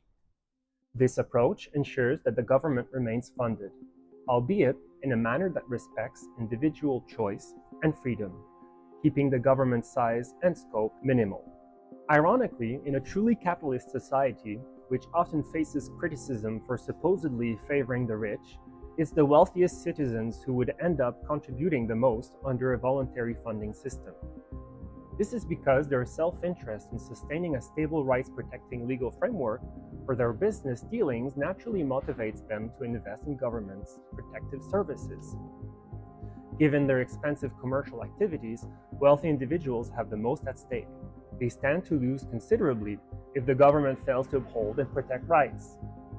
This scenario aligns with what many on the left advocate for: higher contributions from the wealthy. Yet, it unfolds naturally in a laissez-faire system without the need for coercion.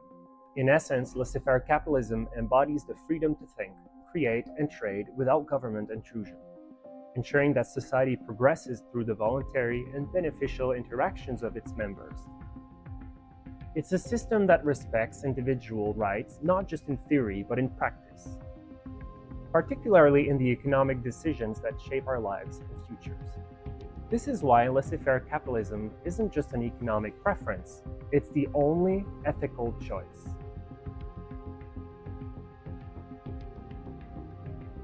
Now, to no one's surprise, we are unfortunately very far from achieving a free and prosperous society, because today's prevalent political philosophies are deeply rooted in collectivism.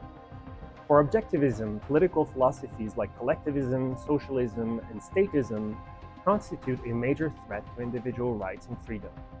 These systems inherently infringe upon the autonomy of the individual by relying on coercion and force, demanding the sacrifice of some for the supposed benefit of others, which, as we saw in the segment on ethics, is morally indefensible.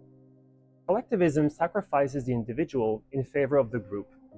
It suggests that the individual's rights and desires are secondary to the collective's needs. This philosophy fundamentally conflicts with the notion that each person's life is their own, that it's an end in itself, rather than a means to fulfill the desires of a group. By advocating for the surrender of individual will to the whim of the collective, collectivism directly opposes the essence of human dignity and freedom. Socialism and statism further expand on these principles, enforcing them through government power. They promote the redistribution of wealth, not through voluntary trade, but through the coercive power of the state. This is not just an infringement of property rights, but an assault on the very principle of justice. Justice rewards individuals based on their actions and merits, not their needs or their ability to appeal to collective authority. The moral critique Rand levels against these ideologies is profound. She sees the coercion at the heart of collectivism and socialism not simply as a political error, but as a deep ethical wrong. Sacrificing individuals for the sake of others is not noble. It's a negation of value in human life. True morality supports and uplifts individual achievement, creativity, and freedom, not as concessions to be granted by society, but as inalienable rights. Thus, objectivism acts as a barrier against collectivism, advocating for a society where individuals are free to pursue their own happiness, free from the coercive dictates of any collective ideology. In essence, it affirms the moral worth of the individual and their right to live for their own sake, unburdened by the demands to sacrifice for others. This opposition to collectivism is not just political, it's a fundamental stand for the sacredness of individual life and liberty.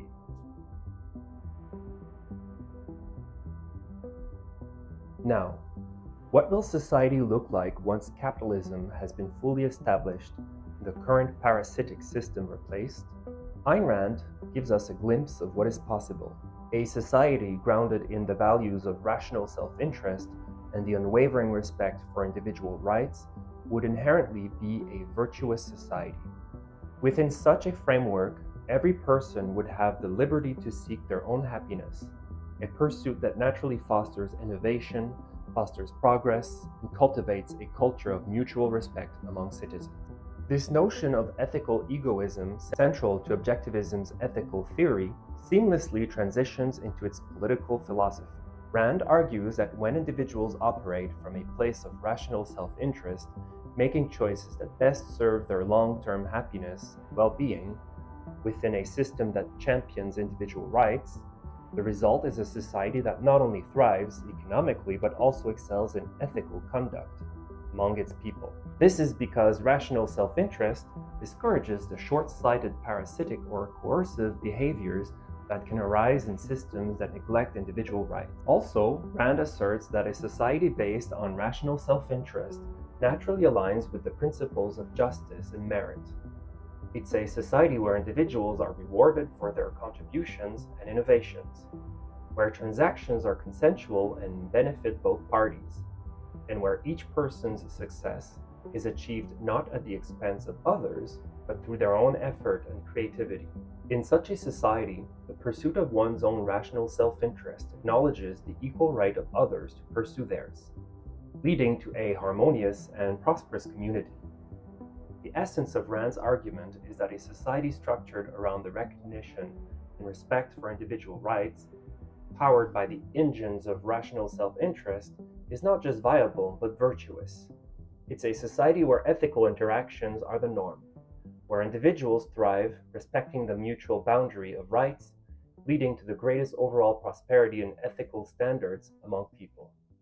Now, to conclude this segment on objectivist politics, I want to stress the fact that this virtuous society that would be brought about by laissez-faire capitalism is not a utopian fantasy, or a distant, unattainable dream.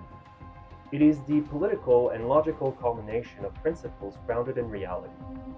Ayn Rand has shown us that such a world is not only possible but vital. We can and must fight for this world because it represents the peak of human potential, where freedom, innovation, and ethical conduct are not mere ideals, but the very fabric of everyday life.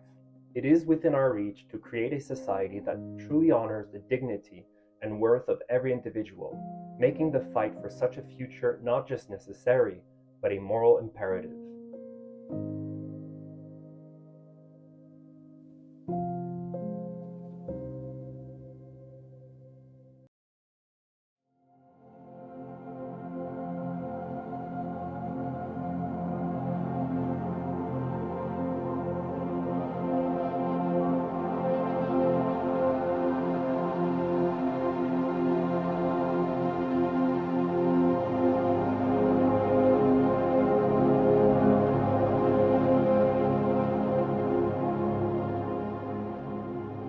This brings us to the next and final branch of philosophy, aesthetics.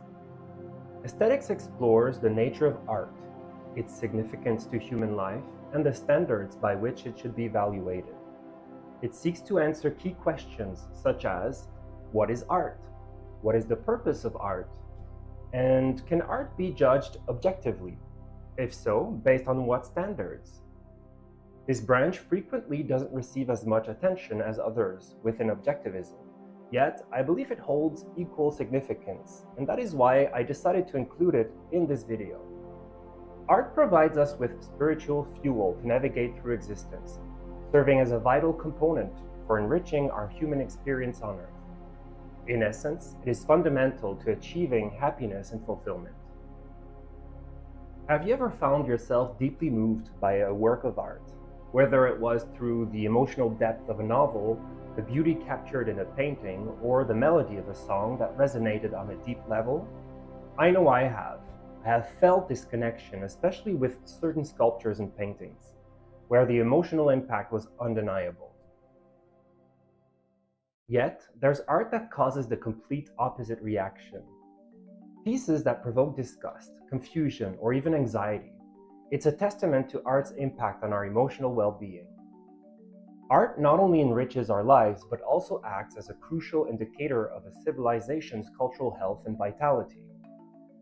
Sadly, when we compare the creative output of today with that of previous centuries, it's clear that there's a significant decline. Examples abound: a banana taped to a canvas, splattered paint that seems more accidental than intentional, an assembly of items that have been collected from a dump, or music that lacks both melody and harmony. These instances, which many claim as art, suggest not just a cultural stagnation, but a civilizational decline. Whenever I voice these observations, I'm often met with accusations of being yet again closed-minded. Who are you to define art or beauty? Or, it's simply too profound for you to grasp, are common replies thrown at me. The encounters become particularly grating when a certain type of art enthusiast, a wine glass in hand, praises the depth of a grotesquely abstract piece with an air of exclusivity, as if they possess insight beyond the grasp of mere mortals. However, my opinions aren't only based on personal or subjective dislike, but on objective standards. There exist clear, rational criteria that help us discern true art from pretension, distinguishing the profound from the profoundly absurd. These standards aren't subjective whims. They are rooted in a deeper understanding of what art truly is, what it represents, and its impact on both the individual and society at large. Ayn Rand defines art as a recreation of reality according to an artist's metaphysical value judgments. This means art has a unique role in transforming an artist's profound thoughts and values into forms we can see, hear, or touch. It functions as a bridge, linking grand, complex ideas with our everyday reality, thus allowing us to engage with and contemplate these concepts in a direct and impactful manner. Through art, we gain a sensory experience of the artist's vision, gaining insights and understandings that might elude us through words alone. Let's keep this definition in mind as we explore the main principles of objectivist aesthetics, which are 1. Art as a selective recreation of reality. 2. Art as spiritual fuel. 3. Objectivity as the foundation of artistic evaluation. 4. Romanticism as the highest form of art. And 5. Art as a pathway to moral and intellectual discovery.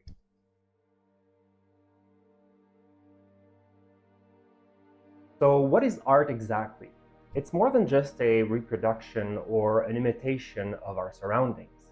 Art is a deliberate and selective recreation of reality, reflecting the artist's profound beliefs about life's core values.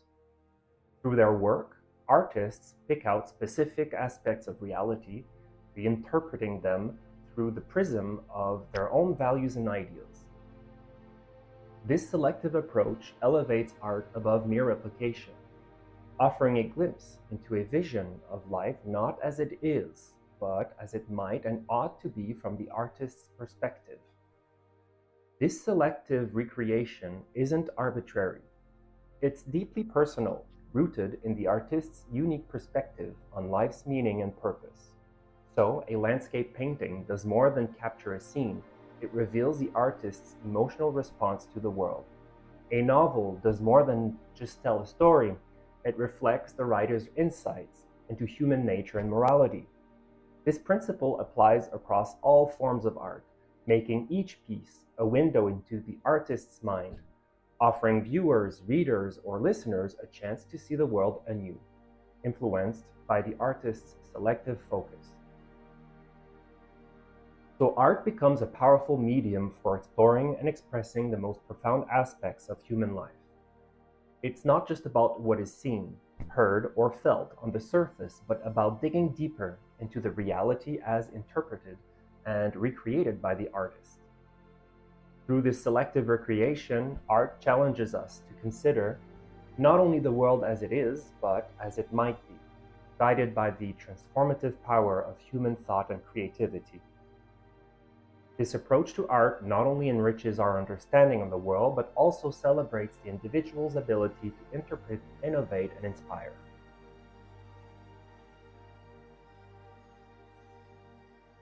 So, what is the purpose of art? In objectivist aesthetics, art holds a profound role as spiritual fuel, providing the emotional inspiration and psychological nourishment necessary for facing the challenges of life. Ayn Rand conceived art as a means through which the most abstract concepts and profound moral values are made perceptible, directly accessible to our senses and emotions. It's this ability to concretize philosophical ideas into tangible forms that gives art its power to affect us on a deeply personal level. Art as a spiritual fuel operates on the principle that human beings require more than just physical sustenance to thrive.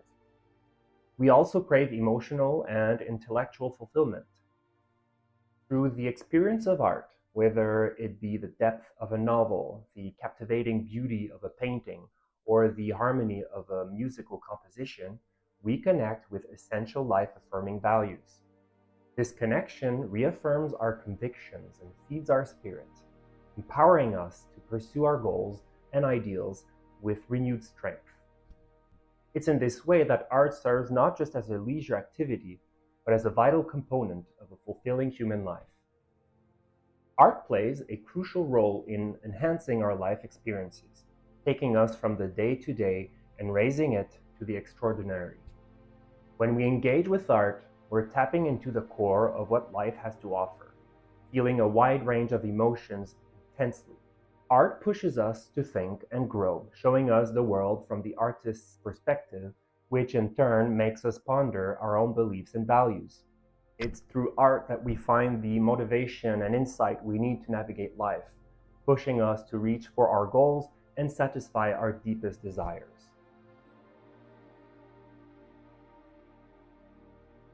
How do we determine if a work qualifies as art, and how do we judge its quality? Art's requirement of being a selective recreation of reality, in accordance with the artist's metaphysical value judgments, lays the foundation for objective assessment.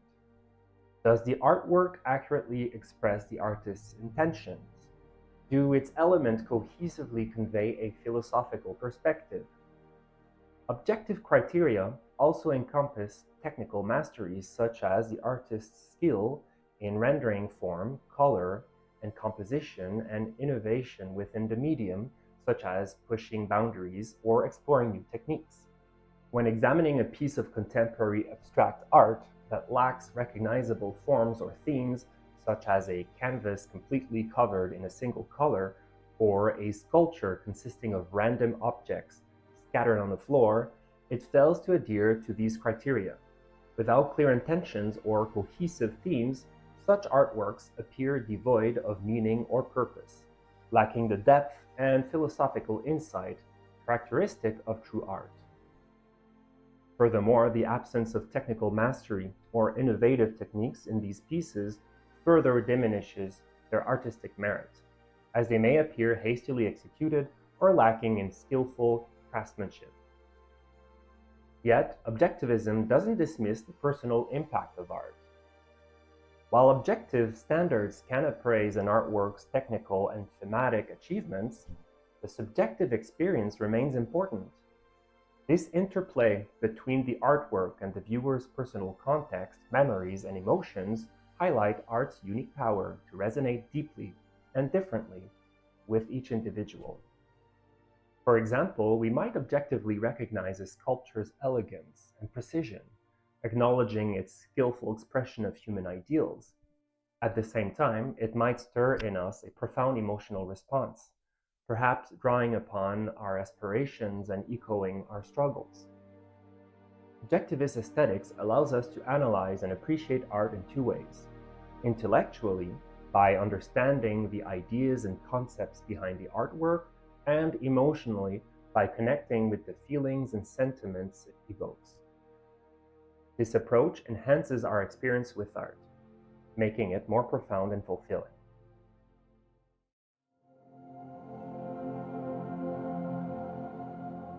In objectivist aesthetics, the artistic movement of Romanticism, not to be confused with the philosophical movement, holds significant importance. Ayn Rand's concept of romantic realism elevates art as a celebration of human potential and individualism, recognizing its capacity to exalt the human spirit and convey profound truths about existence. Romantic realism champions the integration of reason and emotion, portraying individuals as heroic beings with the power to shape their destiny. Rand's reverence for Romanticism stems from its embodiment of objectivist principles. At its core, romantic art portrays humanity in its most exalted form, emphasizing the importance of reason, integrity, and the pursuit of happiness. Through Romanticism, art becomes a vessel for conveying the highest aspirations and noblest values of human existence. It transcends mere imitation of reality to offer a vision of life imbued with meaning and purpose, inspiring viewers to embrace their individuality and strive for greatness. Romanticism empowers artists to use their creative ability to celebrate life's beauty and the unlimited potential of human achievement. Whether through painting, poetry, or music, the romantic artist communicates a profound reverence for existence and the human spirit's capacity for greatness. Each brushstroke, verse, or melody serves as a testament to the indomitable will of individuals to pursue their values and shape the world according to their vision. In this light, Romanticism stands as the peak of artistic expression within objectivist thought, capturing the idea that art celebrates the human spirit's quest for meaning and fulfillment.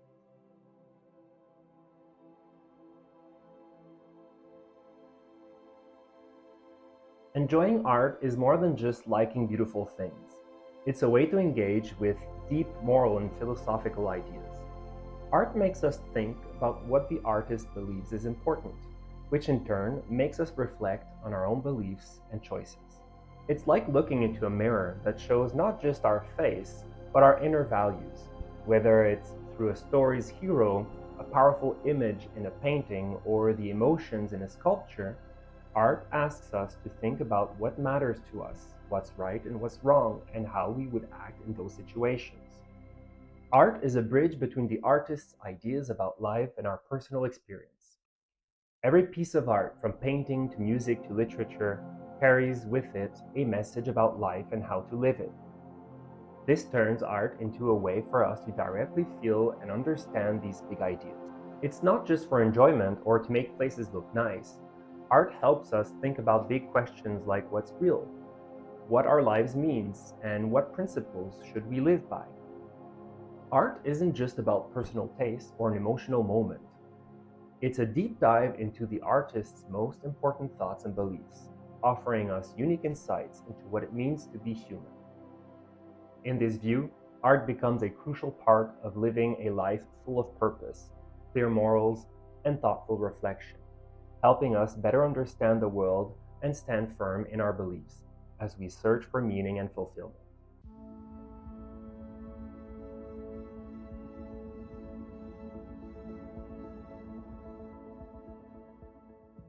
So, here we are, we've reached the end of our exploration of objectivism and of Ayn Rand's revolutionary ideas.